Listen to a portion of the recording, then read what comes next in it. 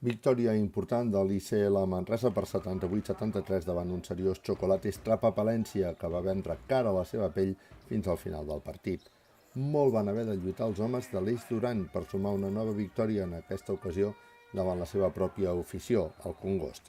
A més, la victòria significa una bona dosi de moral per afrontar un dels moments claus de la temporada, el de la disputa del primer títol, la final de la Copa de la Princesa, que els manresans jugaran dissabte a Lugo davant el Breogán.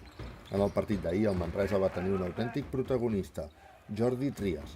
Els seus 41 de valoració final demostren que el pivot de l'ICL Manresa va fer-ho pràcticament tot bé. D'ajudar l'equip i jugar bé, però bueno, gràcies a Déu que hem guanyat, si no hagués sigut una llàstima perquè al final si no guanyes doncs et quedes amb un mal rebut, no? L'inici del partit alternava el lideratge amb el marcador, però l'ICL Manresa aconseguia obrir un forat de 9 punts amb un encert triple de Hamilton, molt actiu a l'inici, tant al davant com al darrere. Muñoz anotava en contraatac i forçava el minut visitant. Al final del primer període l'avantatge local quedava en 6 punts, però en el segon quart el Palència va aconseguir donar-li la volta al marcador. Tot i que el Manresa tenia bons moments d'inspiració amb Blomberg encertat i Lluís Costa amb el domini del ritme del joc, en cap moment va aconseguir desempallegar-se del Palència. Els darrers 10 minuts van estar marcats de nou per la igualtat i els locals van haver de suar de valent per endur-se la victòria. Un triple de Gimbainis anul·lava la zona dels visitants i les faltes paraven el ritme del partit en freqüència.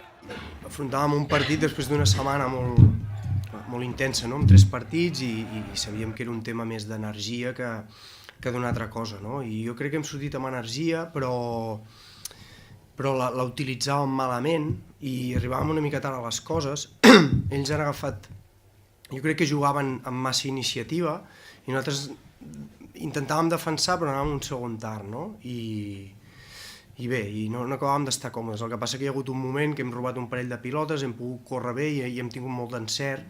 Al final, un Manresa més encertat i més centrat va ser capaç d'aguantar l'avantatge en el marcador malgrat la insistència dels jugadors visitants, com Miso o l'exmanresà Jordi Grimau, que al final del partit va declarar a Ràdio Manresa que el d'ahir potser seria el seu darrer partit al Congost com a jugador professional.